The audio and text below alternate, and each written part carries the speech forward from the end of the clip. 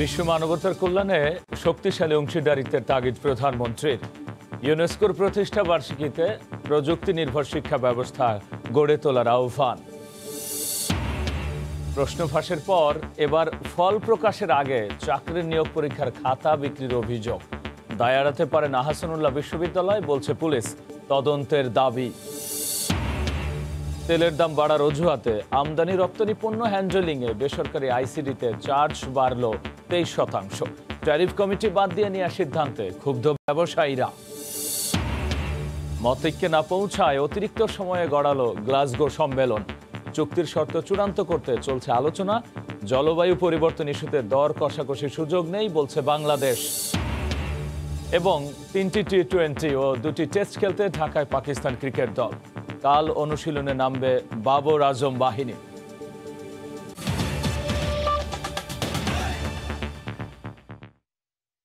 সময় সংবাদের সঙ্গে আছি আমি গোলাম রাব্বি। মানবতার কল্যাণে শক্তিশালী অংশীদারিত্বের তাগিদ দিয়ে প্রধানমন্ত্রী শেখ হাসিনা বলেছেন, কোভিড বাস্তবতায় শিক্ষা ব্যবস্থায় প্রত্যেক শিক্ষার্থীর জন্য ডিজিটাল ডিভাইস নিশ্চিত করতে হবে বিশ্ব নেতাদের। প্যারিসে স্থানীয় সময় শুক্রবার বিকেলে ইউনেস্কোর 75তম প্রতিষ্ঠা বার্ষিকীর অনুষ্ঠানে তিনি একথা বলেন। এর আগে প্যারিস পিস ফোরামের একটি উচ্চ পর্যায়ের বৈঠকে শেখ হাসিনা বলেন, উৎপাদনে সক্ষম উন্নয়নশীল দেশগুলোর কাছে টিকা প্রযুক্তি উন্মুক্ত করা হলে বৈষম্য দূর করার পথ তৈরি হবে। দেবাশিস রায় রিপোর্ট। বিশ্বের শিক্ষা, বিজ্ঞান ও সংস্কৃতির বিকাশ, লালন এবং সুরক্ষায় কাজ করা জাতিসংঘের বিশেষায়িত সংস্থা ইউনেস্কো পা রাখল প্রতিষ্ঠার ৭৫ বছরে। ঐতিহাসিক এই ক্ষণকে স্মরণীয় করে রাখতে সংস্থাটির পক্ষ থেকে আয়োজন করা হয় প্রতিষ্ঠাবার্ষিকীর বিশেষ অনুষ্ঠান। Her Excellency Sheikh Hasina, Prime Minister of Bangladesh। শুক্রবার ইউনেস্কো সদর দপ্তরের এই অনুষ্ঠানে সংস্থাটির মহাসচিব আঁদ্রে আজুলের আমন্ত্রণে ফ্রান্সের প্রেসিডেন্ট ইমানুয়েল ম্যাক্রো সহ উপস্থিত ছিলেন পুরো বিশ্বের অন্তত ২০ জন সরকার ও রাষ্ট্রপ্রধান। এ সময় শেখ হাসিনা বলেন, বৈশ্বিক শান্তি বজায় রাখতে একটি কার্যকর প্ল্যাটফর্মের নাম UNESCO. The pandemic has severely disrupted our education system. For recovery, we need a global plan to prioritize learning by investing in digital tools and services, access to internet, digital contents, and especially building of teachers. Covid পরবর্তী সময়ে শিক্ষা, vaccine প্রাপ্তি সহ মানবতার কল্যাণে তিনি বিশ্ব নেতৃবৃন্দকে এক হয়ে কাজ করার আহ্বান জানান। Let us seize the moment to forge strong partnership for common good of our global humanity. এর আগে শুক্রবার সকালে ফ্রান্সের থিঙ্ক ট্যাঙ্ক সংস্থা প্যারিস পিস ফোরাম বা পিপিএফ স্বল্প আয়ের উন্নয়ন সহযোগিতার প্ল্যাটফর্ম সাউথ সাউথ কোঅপারেশনের এই বৈঠকে যোগ দেন সরকার প্রধান। প্যানেল আলোচনায় প্রধানমন্ত্রী বলেন, ভ্যাকসিন উৎপাদনের প্রযুক্তি পেলে বাংলাদেশের মতো দেশগুলোও মহামারী নিরাময়ে অবদান রাখতে পারে।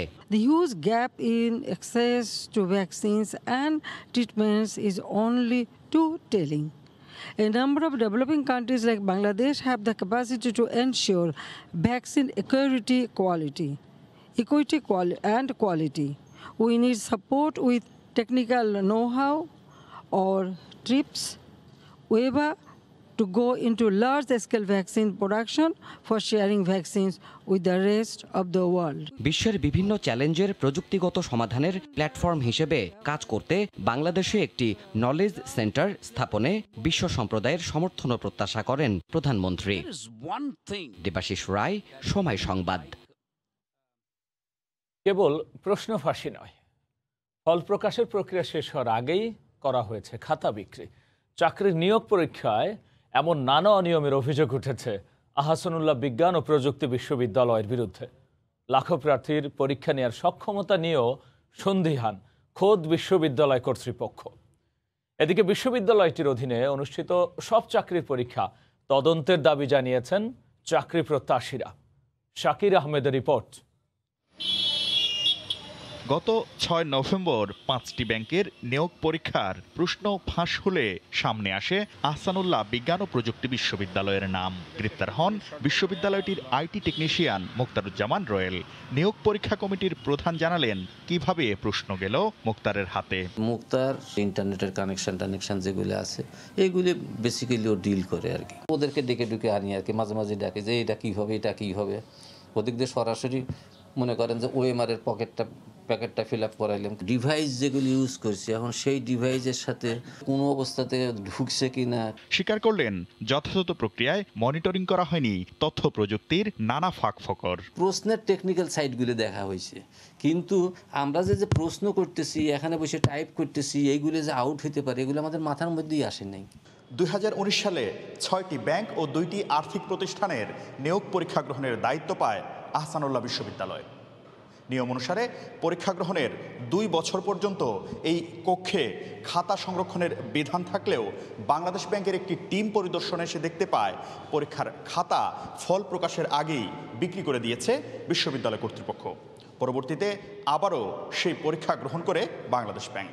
তবে খাতা খোয়া যাওয়ার ঘটনায় তৎকালীন কমিটির অদক্ষতাকেই দায়ী করলেন বর্তমান পরিচালক। তদানীন্তন ডাইরেক্টর যিনি ছিলেন আর কি, তার কাছ থেকে আপনাদের জানতে হবে। তার কারণ হইতেছে উনি এককভাবে সবকিছু করতেন। গোয়েন্দা পুলিশ বলছে শুধু টেকনিশিয়ান রয়েলই নন, বিশ্ববিদ্যালয় কর্তৃপক্ষও কোনোভাবেই দায় এড়াতে পারেন না।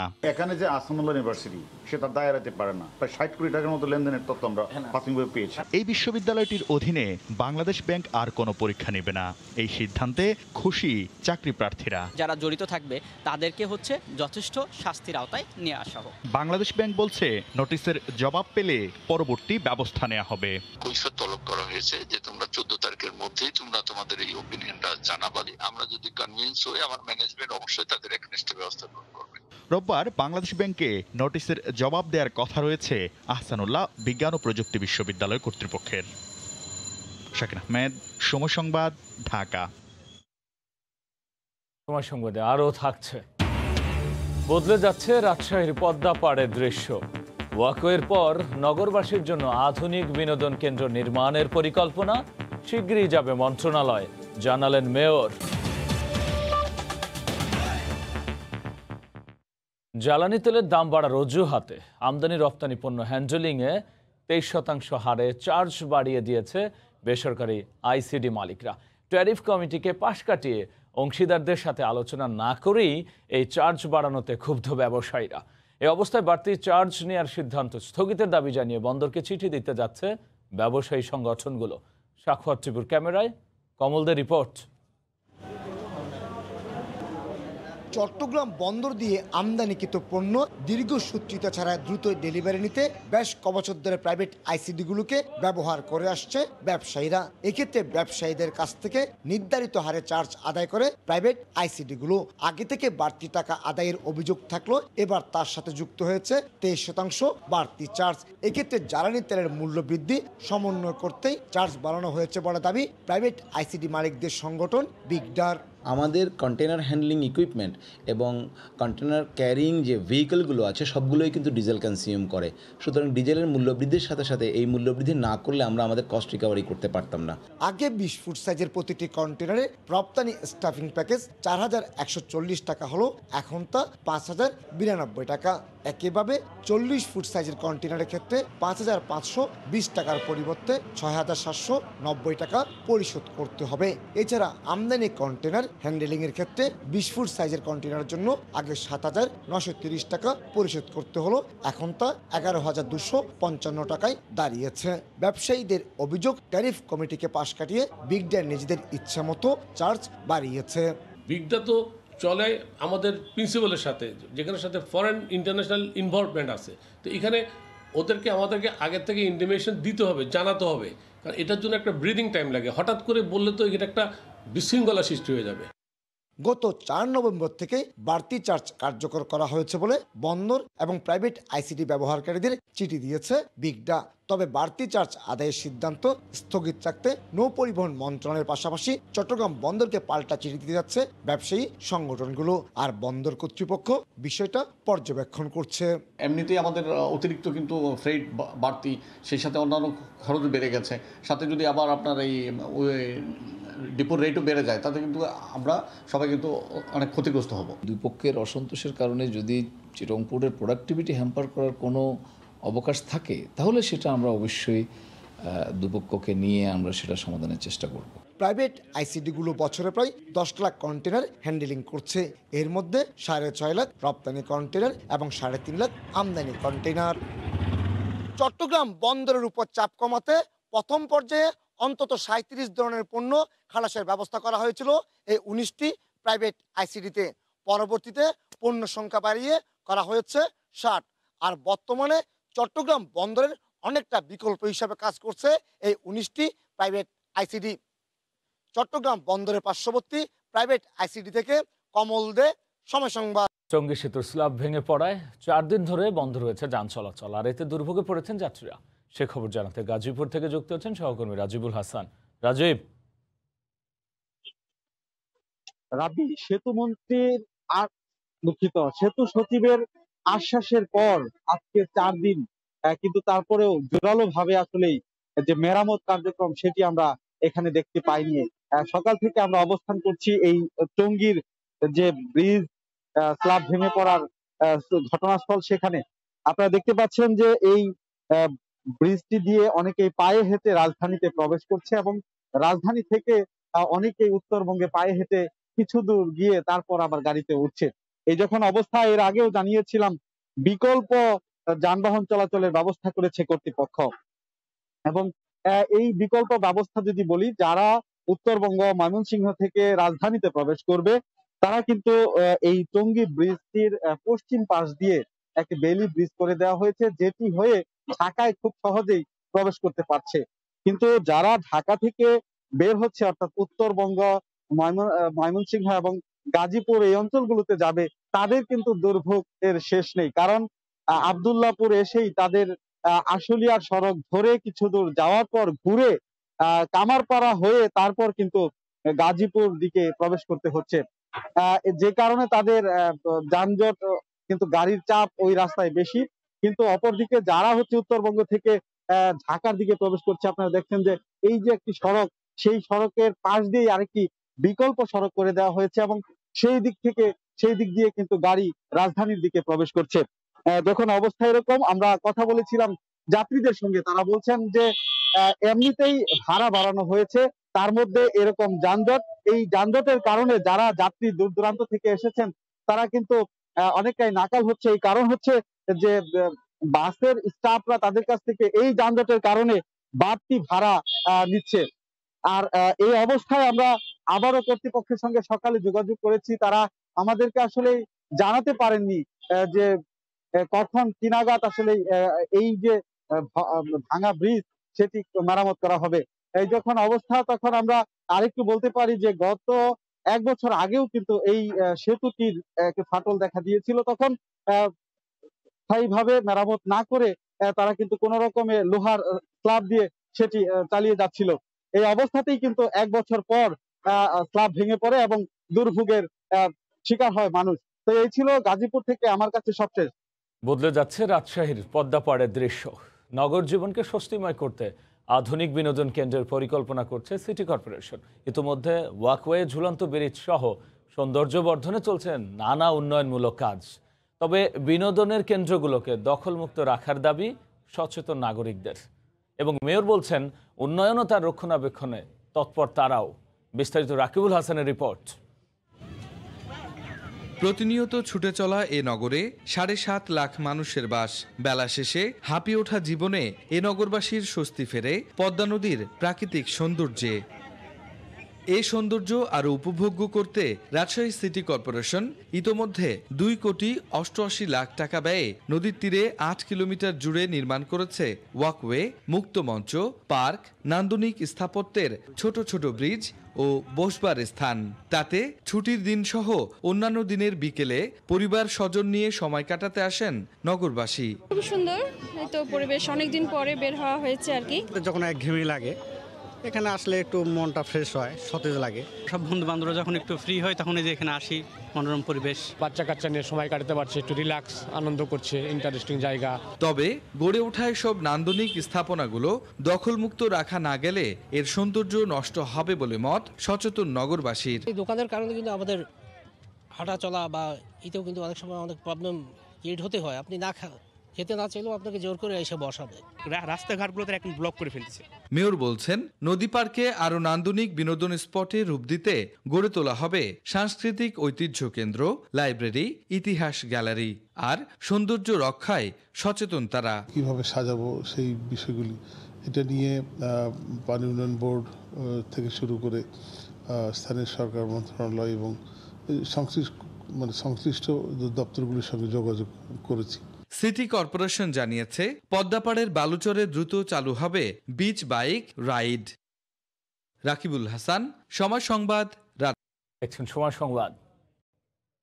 দখল আর দূষণে ময়লা আবর্জনার ভাগাড়ে পরিণত হয়েছে ব্রাহ্মণবাড়িয়া শহরের জলাবদ্ধতা নিরসনে ভূমিকা রাখা 3টি খাল।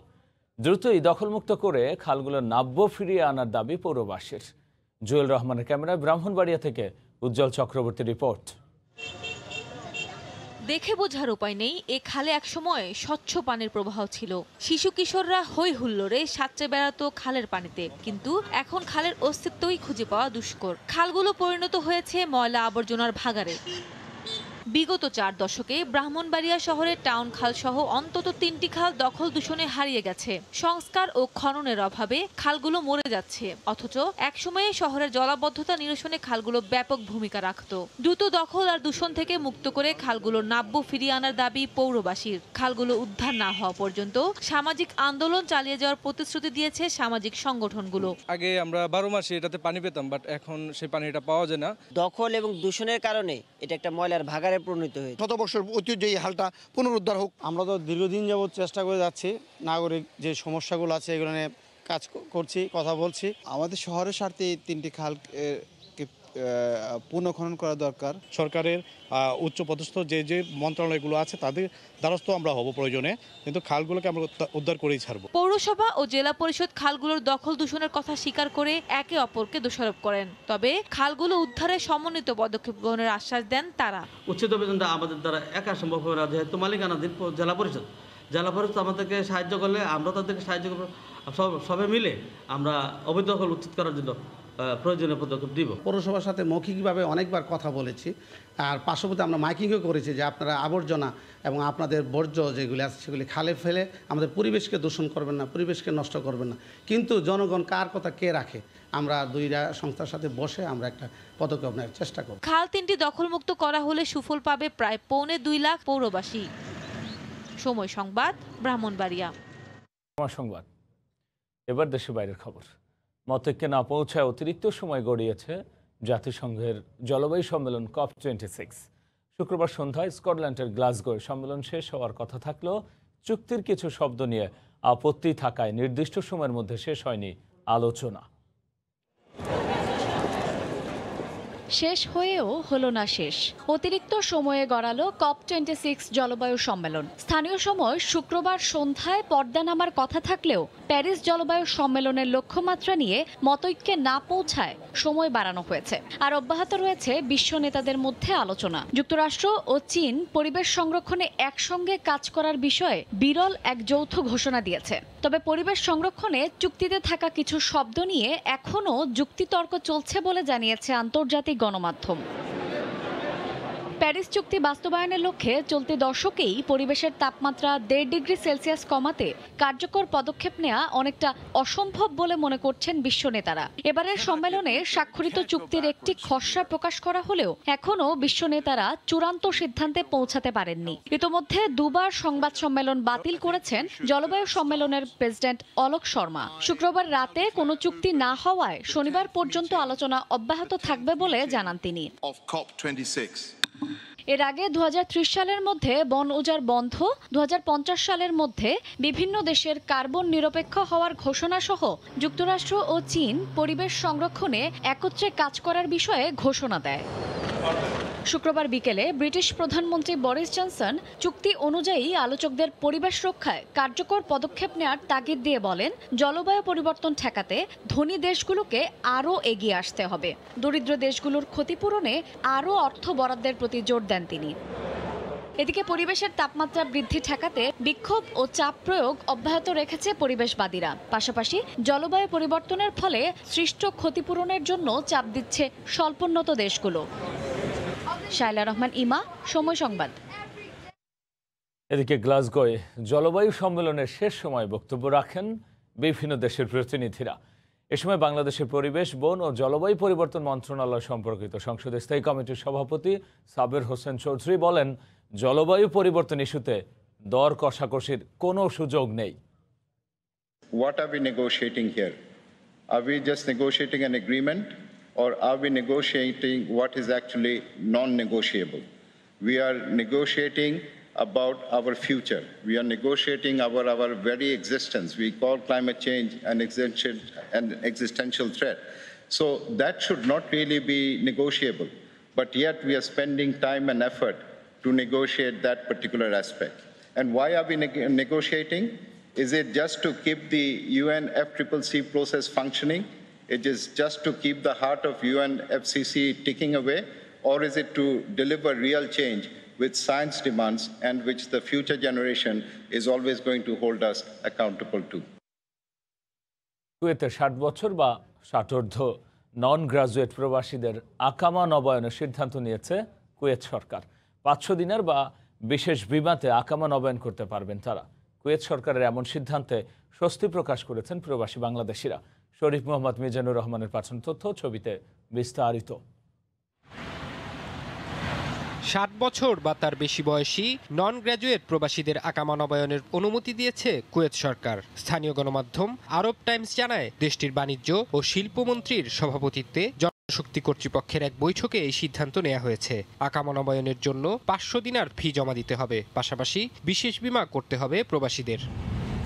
স্থানীয় প্রশাসন জানিয়েছে, আগামী সপ্তাহ থেকেই সিদ্ধান্ত বাস্তবায়নে কাজ শুরু করা হবে। নতুন এই সিদ্ধান্তের ফলে 60ঊর্ধ্ব বয়সী যাদের বাধ্য হয়ে দেশ ত্যাগ করতে হতো, তাদের আকামা নবায়নে আর কোনো প্রতিবন্ধকতা থাকছে না। 60 বছরের যে একটা করছে সরকার, এটা যেন সরকারের কাছে আমাদের অনুরোধ যাতে এটা আগের মতন করে দেয় এবং মুকুব করে দেয়। এখন যাতে পয়সা করি যাতে না লাগে, মানুষের জানি ব্যবসা বাণিজ্য ঠিক মতন করতে পারে। আমরা অনেক স্বল্প আয়ের লোকজন যারা আমরা এই 500 দিনের বহন করার মতো ক্ষমতা আমাদের নাই। যদি সরকার এই ব্যাপারে সিদ্ধান্ত নেয়, মাফ করে দেয়, তাহলে আমরা উপকৃত হব। এর আগে গেল মাসে 60 বছর বয়সী বা তার বেশি বয়সী নন গ্র্যাজুয়েট প্রবাসীদের আকামা নবায়নে নিষেধাজ্ঞা জারি করার সিদ্ধান্ত নিয়েছিল কুয়েত সরকার। এর বিরুদ্ধে সোচ্চার হন সংসদ সদস্য, মানবাধিকার কর্মীরা। এর পরপরই আকামা নবায়নে নিষেধাজ্ঞা জারি করার সিদ্ধান্ত ভুল ছিল বলে স্বীকার করে কুয়েত সরকার। সংবাদের শীর্ষ সংবাদ জানিয়ে দিচ্ছে আরও একবার, বিশ্ব মানবতার কল্যাণে শক্তিশালী অংশীদারিত্বের তাগিদ প্রধানমন্ত্রীর। ইউনেস্কোর প্রতিষ্ঠা বার্ষিকীতে প্রযুক্তি নির্ভর শিক্ষা ব্যবস্থা গড়ে তোলার আহ্বান। প্রশ্ন ফাঁসের পর এবার ফল প্রকাশের আগেই চাকরির নিয়োগ পরীক্ষার খাতা বিক্রির অভিযোগ। দায় এড়াতে পারে না আহসানুল্লাহ বিশ্ববিদ্যালয়, বলছে পুলিশ। তদন্তের দাবি। এই ছিল সময় সংবাদ, সঙ্গেই থাকুন সময়।